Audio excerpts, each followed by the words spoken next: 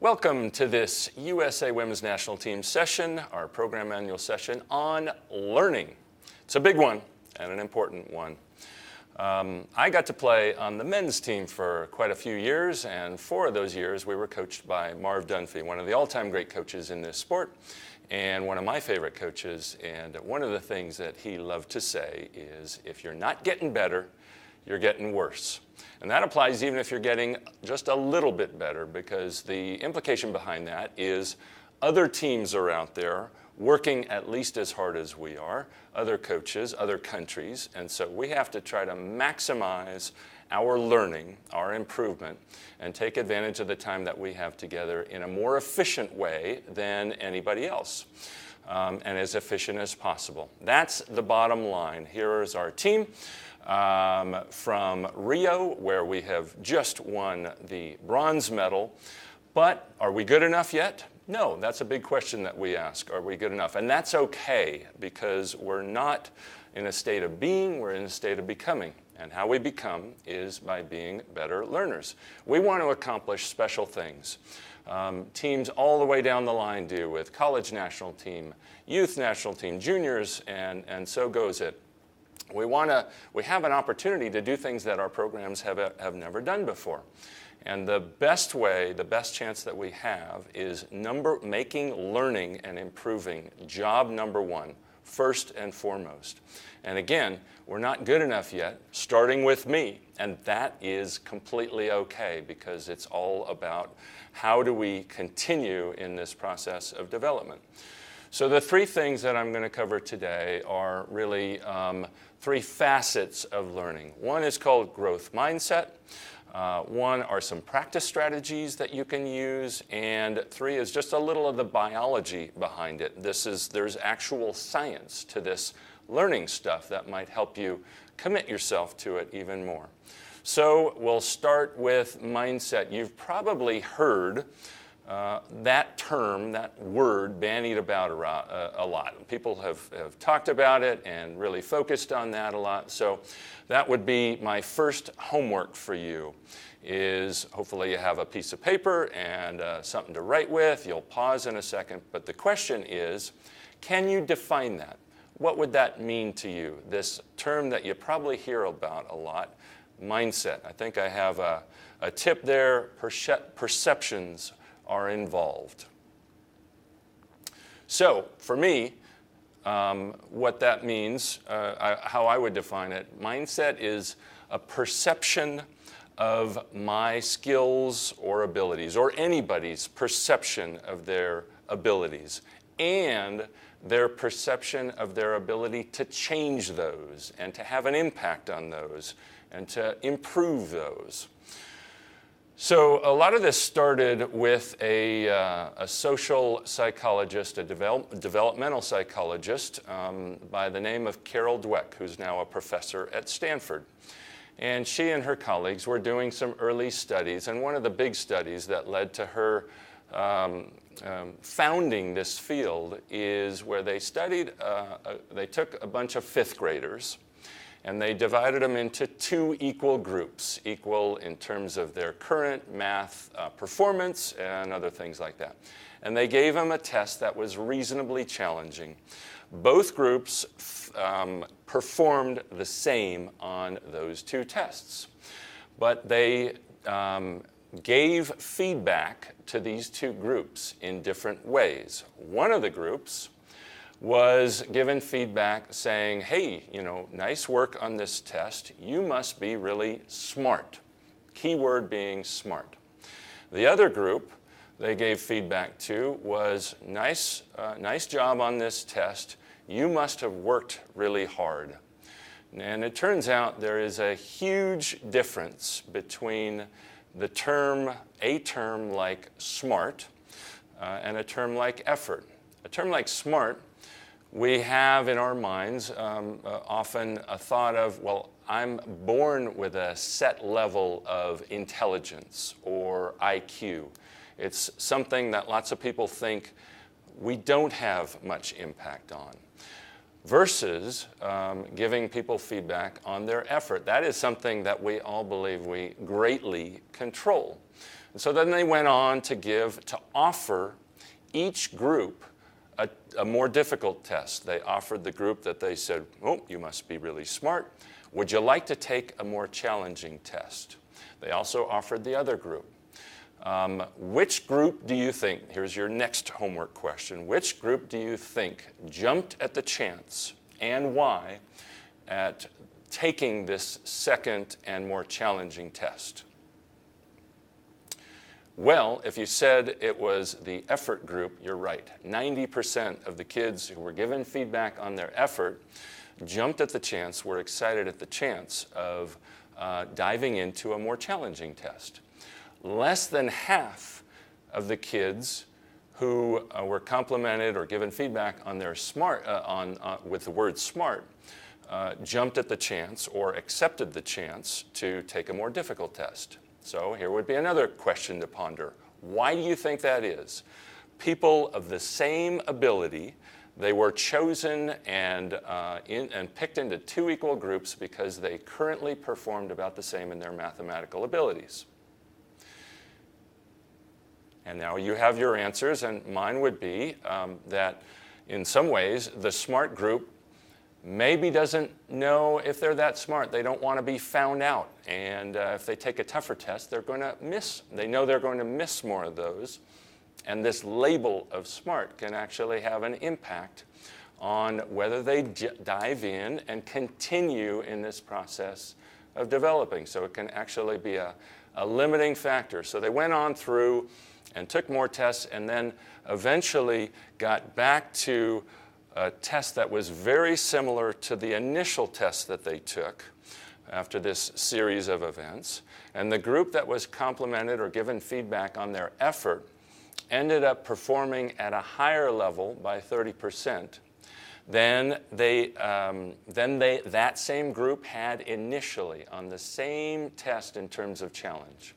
Meanwhile, the group that was given feedback with the word smart in it, or intelligence, actually fell in their performance. So now all of a sudden we have a 40% difference in performance on the exact same test, all based on their perceptions of their abilities. That's where the mindset comes in. And so there was one example kid who Carol Dweck wrote about in her book, Mindset, who just, when offered the chance at a tougher problem, licked his lips and shoved his chair into his closer to his desk and said, "I love a challenge." And that's the attitude that sprouts more from what is called a growth mindset, a mindset that has a firm belief that we can get better at anything. Doesn't mean we're going to get to be the best in the world at anything, but we can get to be better at anything. We can get to be smarter at anything. Not everybody believes that, and it actually has an impact on our own ability to learn. So it's really smart if we can. Actually, take the word smart out of it. It's really effortful if we can, and effective if we can. Take on more of these growth mindset attributes. Nobody's fully growth mindset or fully fixed, but what we can do is, adjust our mindset. So here would be some of the things that might be more representative of these two different types of mindsets. On the left, you would see that somebody who's more of a fixed mindset might say, I'm fixed in my skills and abilities. I have what I have. What might be a phrase, or somebody might say, I'm not a math person. I'll never be a dancer. I'll never do this. I wasn't born with that. Well, if you take on a more growth mindset approach to this, then you can say, look, I am not just born with a certain amount of ability in this area. I'm not just born with a certain amount of ability in volleyball, in any of the skills in volleyball, in being a great teammate. I can have an impact on all of those. One of the main concerns is how people, for those who are more growth mindset fixed, who are more fixed mindset, is they're going to be concerned about how others see them, maybe concerned about how we're judged. And volleyball's a difficult thing. We put it on the line put a uniform on, and lots of people are watching. Lots of people are watching live. Lots of people are watching maybe a stream on the internet or on television, and we can fall susceptible to feeling like we're getting judged. This too can impact our ability to get better because we're going to take less risks. We're going to try to avoid mistakes instead of throwing ourselves into it and knowing that it's not about how others perceive us, it's about getting better. So some of the other things are, if I'm more of a fixed mindset, I'm going to hold myself back from accepting really serious challenges. Meanwhile, like that kid who pulled his chair up to the desk closer, he's excited about the next challenge, and that's what we're trying to foster all the way through our USA system, is this idea of every day there are challenges and opportunities to respond to those challenges. Great people on my side of the net, great people across the net who are going to challenge me, and that's how we're going to make each other better. Another big area is in feedback. People who are more of a fixed mindset, when they get feedback, especially from a coach, they're going to take it personally. They're going to get defensive. They're going to think, well, wait a minute, I thought I was really good already. Why are you telling me how I can get better? Instead of somebody who is more of a growth mindset, takes more of a growth mindset approach to it, who's saying, great, feedback is information. Information, even if I fail, failure is information too. And I can just think of failure, of falling short, of making mistakes, as information that I can use to get better. Finally, fixed mindset people are, like I said, are going to tend to avoid mistakes. Growth mindset people understand that we actually have to be working at the edge of our abilities. And if we're not making mistakes, we're not working close enough to that edge, and we're actually slowing down our own learning process. So as all of us in USA are trying to make our learning process most efficient, accelerate it the most, we should be making mistakes. I should be making mistakes. Our coaching staff, our staff, and of course all of our players should be making mistakes. We should be celebrating those sometimes. It means I'm trying something new. I'm trying something different. And it might not work the first time. It might not work the 80th time, but the 81st time it might. And that's where I'm now gaining an advantage and accelerating my learning process. So that's a little summary of growth mindset. Now we go on to some practice strategies, some things that you can do when you're in the training environment to try to accelerate your learning process, both, of course, as coaches and, of course, as players. Now, at the USA Senior National Team level, we have a period of time where we're together, and we try to structure a learning environment in our training gym in Anaheim at American Sports Center that's suited to growth mindset, to making mistakes, to knowing that it's going to be ugly and chaotic at times when we're playing volleyball. It's a difficult sport to play.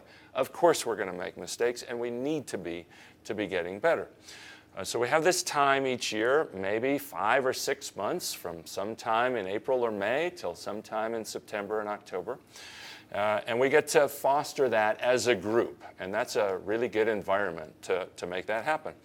But we also have this time where we're apart, especially for senior national team people, but certainly even more below. Senior national team people, like Feluca that you see here, will spend time with club teams from all around the world.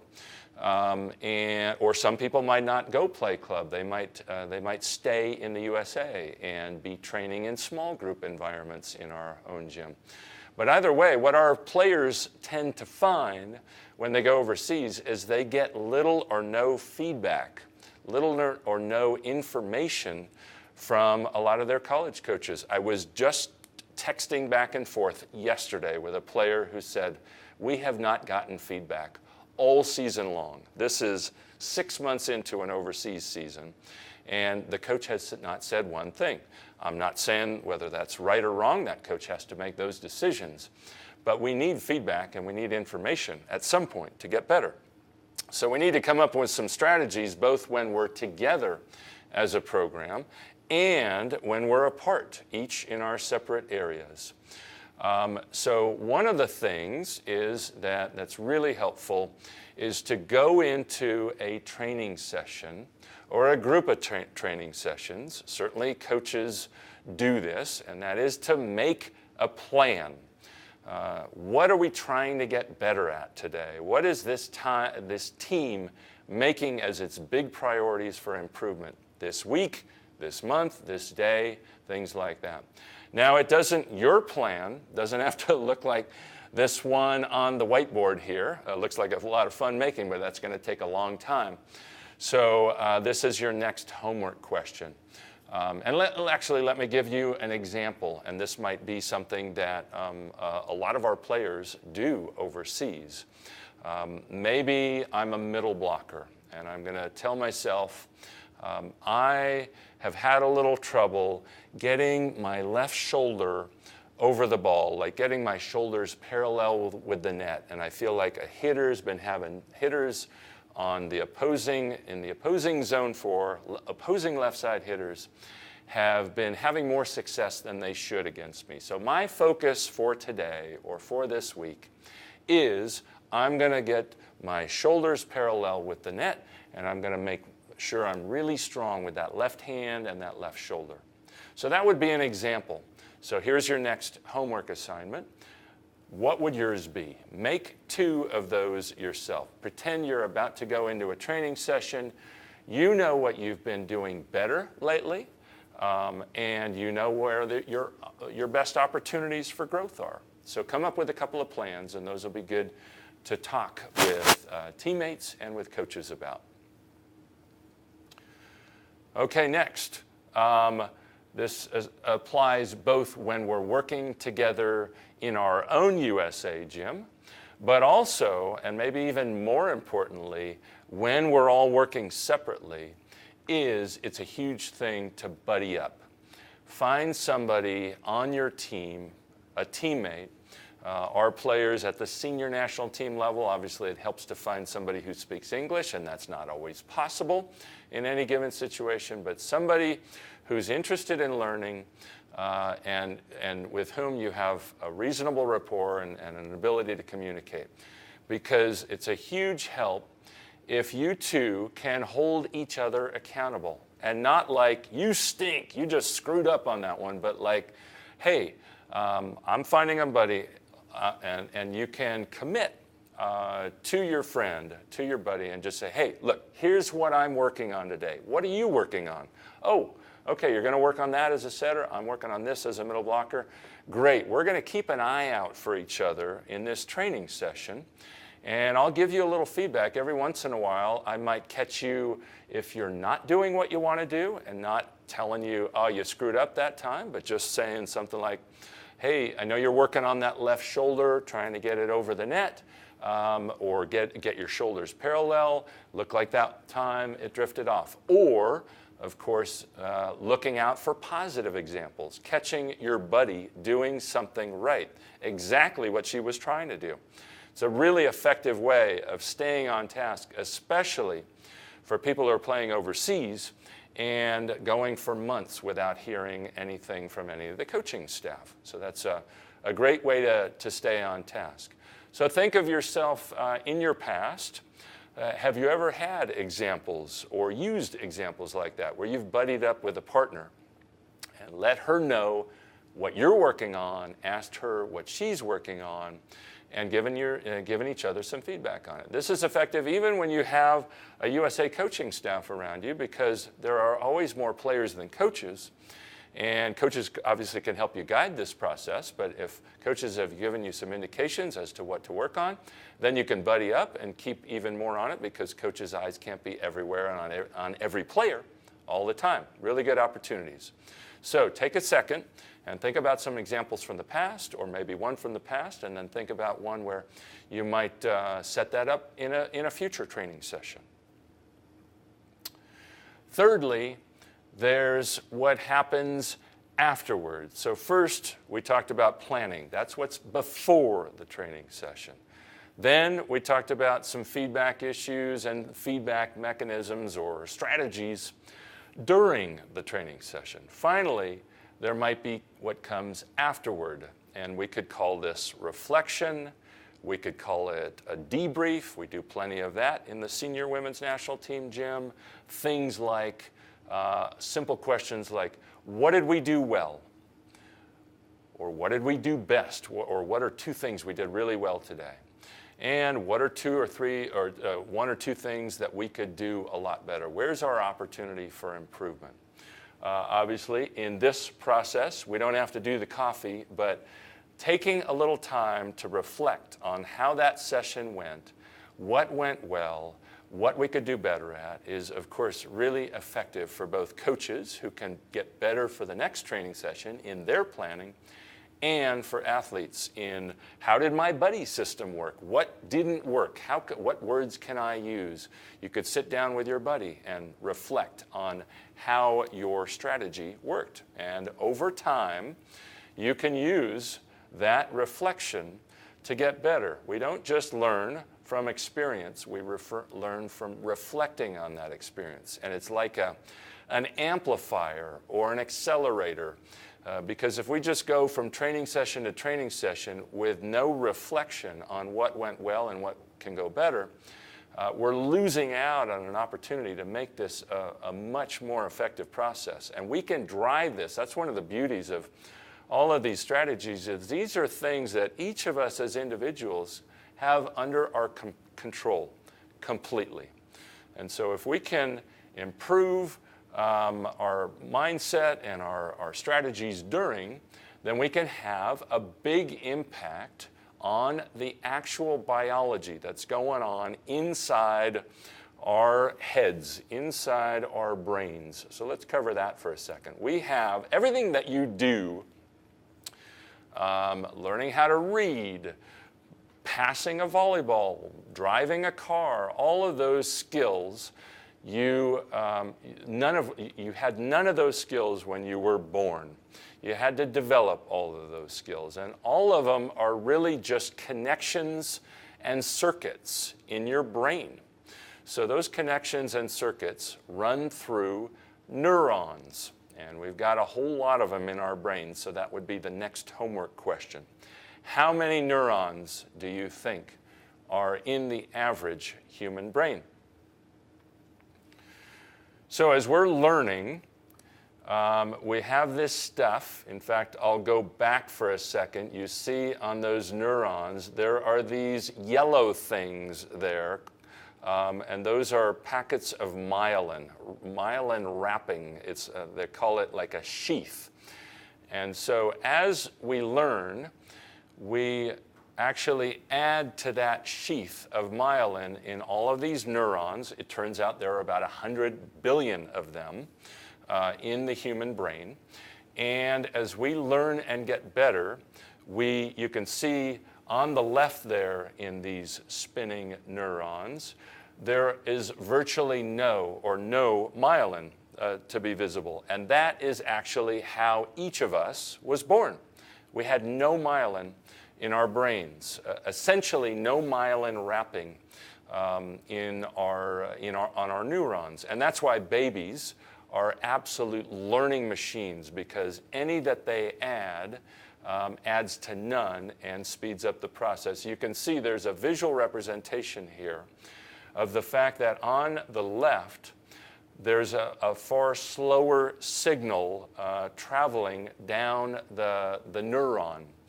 On the right, with all of that myelin wrapping or sheathing, you can see that the signal travels more. It's like insulation. And so the signal can travel a lot faster, and the signal stays a lot stronger. So as you have learned and become a better volleyball player, you've built these circuits, these connections, and you've added a lot of myelin to your system. And that allows you to see the game faster, to make better decisions, to read. That's a really important skill, maybe the most important in volleyball. And when you don't have a lot of myelin, when you were starting out in this game, the signals traveled a lot more slowly. And it was just really a struggle. You had to think about everything that you were doing. Just as a baby has to think about walking and learning how to walk. We don't have to think about walking at all. We've got all the myelin we need in that walking pathway. We never have to think about it, and it's instant, and the signals travel very clearly. If we were to have a head injury or an accident, that could get jumbled up and we could actually lose the ability to walk and have to rebuild that and rebuild new pathways and add more myelin to our system. So we put all these strategies to get better. Again, embracing more of a growth mindset, having strategies in place during training, before, during, and after, and understanding what it's actually doing every day to our biology in our heads. And we can help ourselves become better at anything. It doesn't mean that if you're 4'8", you're going to dominate in the NBA. It doesn't mean you're going to get to be the best in the world at something, but it means you can get significantly better at any skill, even skills that up until now you've not been very good at all. You can learn to be a better competitor. You can learn to be a better teammate. You can learn to be a better player, a better daughter, a better person. And you can learn, I don't have it on here, but you can learn to respond to challenges and adversity better. One example of that, quick story, was from a little less than 4 years ago, before the 2014 World Championships. One of our liberos, Kayla Banworth, our starting libero at that tournament. We have a lot of good players in our gym, and we mix and match a lot. We play with different teams almost every activity so that we're fostering this learning process of being a better teammate, being a better communicator with different people in each round. And so day after day, she kept losing. Whatever team she was on was losing the round. Finally, on the last day before we left or departed our country for the tournament in Italy, we had 6 more rounds of competition. She played round 1, she lost. 2, 3, 4, and 5, she lost again.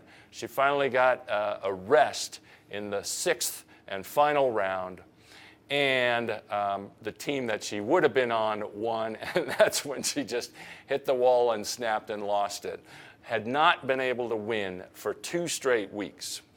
But the great response was, because we face this challenge and we embrace as much growth mindset as possible, is she went on to have a great tournament at World Championships, one of many, and helped us win our first ever major championship of any sort. And so those things all fall from being a better learner. I think what I would finish with is, I guess, what I'd call a humility mantra from the book called Resilience. A lot of great quotes in there, and one of them is this mantra: I begin with humility, I act with humility, I end with humility. It leads to charity, it leads to an open mind and a forgiving heart. With an open mind and a forgiving heart, I see every person as superior to me in some way, every person as a teacher to me. I grow in wisdom then, and as I grow in wisdom, humility becomes ever more my guide. I begin with humility, I act with humility, I end with humility. And so I have something to learn from every single person that I encounter throughout each day of my life, whether it is the custodian who is rocking it and keeping our gym in a great condition so that we can be the best learners that we can today, whether it's Condoleezza Rice, and there's probably even things I can learn from this guy who's done a little too much piercing on the right, maybe if only learning what not to do. So anyway, I wish you the best of luck in maximizing your opportunities to learn and grow and develop, and thank you.